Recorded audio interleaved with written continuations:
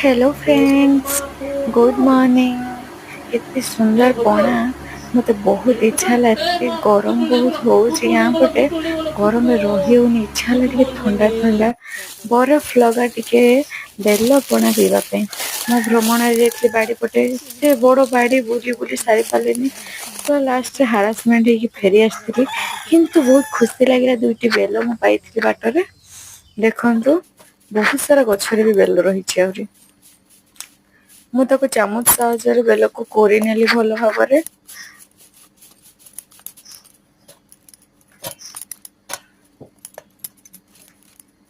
କେତେ ସୁନ୍ଦର ଦେଖାଯାଉଛି ବେଲ।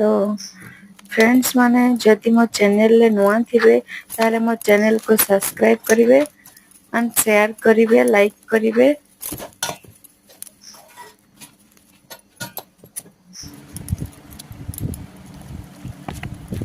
तापरे बेल को कोरी सारला परे आपणको अनुसार आपण पानी देई परिबे। देखंतु केते मात्रा रे आपण पानी करिकि पी परिबे बेल पणा को।